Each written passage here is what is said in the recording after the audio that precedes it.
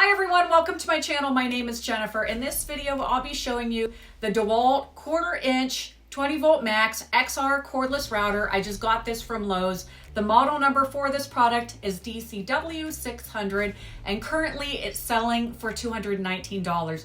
This product is not a new product, it's just new to me. So I decided to do a YouTube video about it, showing you all of its key features. Now I am a Lowe's partner, but I also have a pro account and I shopped for this through the Lowe's website very late at night. I swear it was like 9 or 10.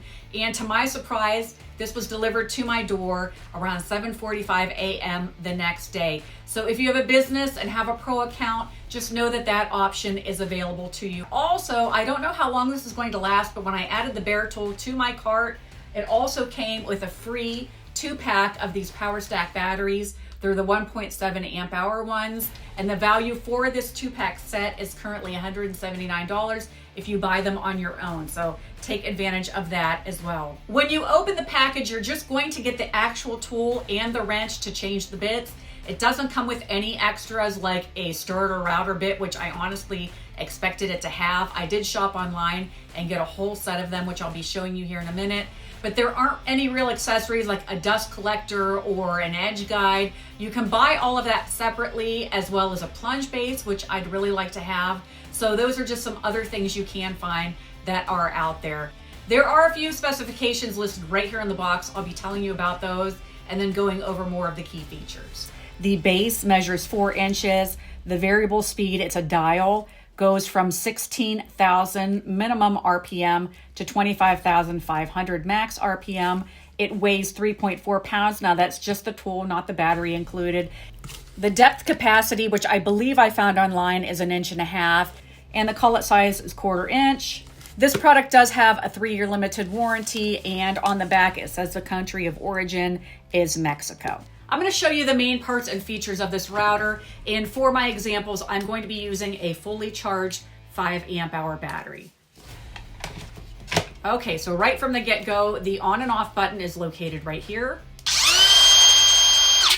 And as you can hear, it stops on a dime. There's a variable speed dial ranging from 1 to 7 right here, so you can customize the speed for each application.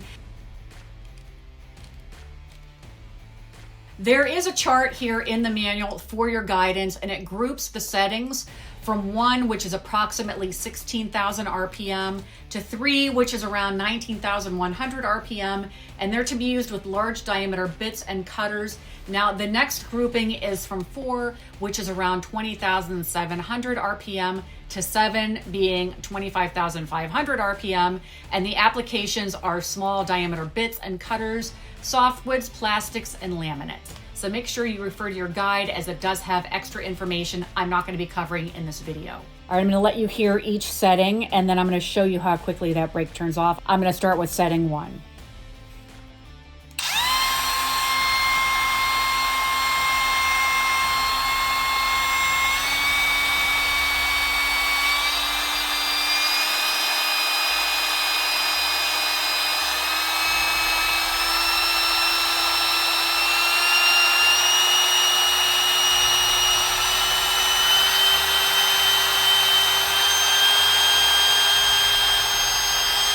Ready? Here goes the brake.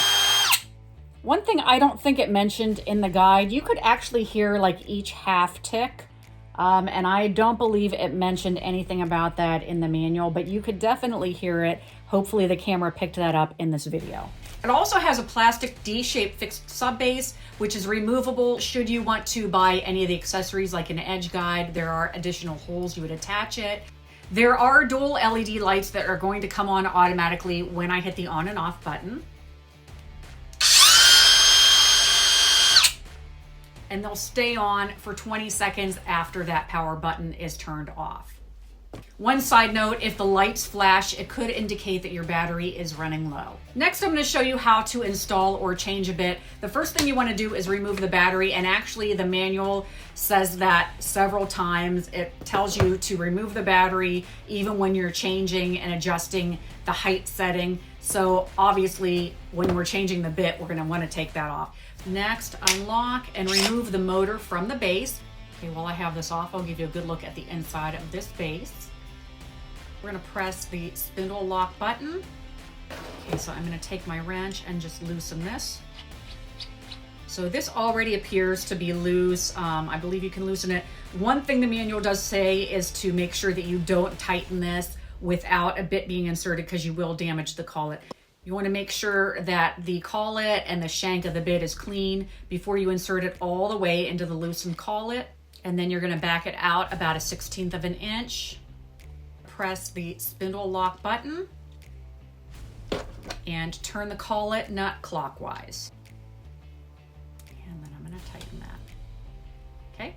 Until it's secure, I'm not going to over tighten it. To change the settings, open the lock. Turn the ring until the bit just touches the work surface. If you turn it clockwise, it raises the bit. If you turn it counterclockwise, it lowers the angle. Then you're going to want to turn the micro adjustment scale clockwise until the 0 on the scale lines up with the pointer on the bottom. Okay, so my indicator's there, and this spins around until it's pointing at 0. One thing about this, those are a little hard to read. I don't know if they could have like maybe put them somehow like on the outside edge, but being that they're in there, it is a little bit hard for me to see. Once you have that set to 0, you can go ahead and turn the depth adjustment ring until the pointer lines up with the desired depth of the cut on the micro adjustment scale, and then you can go ahead and lock it into place. Each mark on that scale represents 1/64 of an inch. So one full 360-degree swing changes the depth by 1/2 inch. Also, as we heard earlier when I powered it on, it has a soft start brushless motor with full-time electronic feedback that allows the motor to maintain speeds during your cuts. When you're using this router, one hand should be on the top of the battery and the other on the fixed base. Now, the general rule is to move the router counterclockwise on an outside cut and clockwise on an inside cut. There are pointers in the manual as far as the direction of the feed, and it does have a little diagram here that you can refer to. It talks about moving left to right on this end grain first, coming up the straight grain, back on the end grain, and finishing up on that 4th straight grain side. I want to read some of the things in the fine print from the manual. The first and most surprising to me was the manual mentioned several times that this tool is not to be used with a router table. There's additional safety rules and guidance for routers, such as do not use this to cut metal, always follow the bit manufacturer's speed recommendation, as some bit designs require specific speeds for safety or performance. Be sure that the router bit is clear of the workpiece before you start the motor. Never touch the bit immediately after, as it might be extremely hot. Some of these bits are really sharp and a little hard to pull out of the case that I got them in, so I'm actually going to use gloves so I don't cut my hands. Also, you want to make sure that you wear eye protection, of course, and a mask and the correct PPE for the job. Do not use router bits with a cutting diameter in excess of 1 3/8 inches. When not in use, place the tool on its side on a stable surface where it doesn't have the chance to tip over or be a falling hazard. On page 9, it talks about the collets, and it does appear that you can unscrew and change the size. And last but not least, make several light passes instead of one heavy pass for better quality work. Hope this helps, and enjoy your router.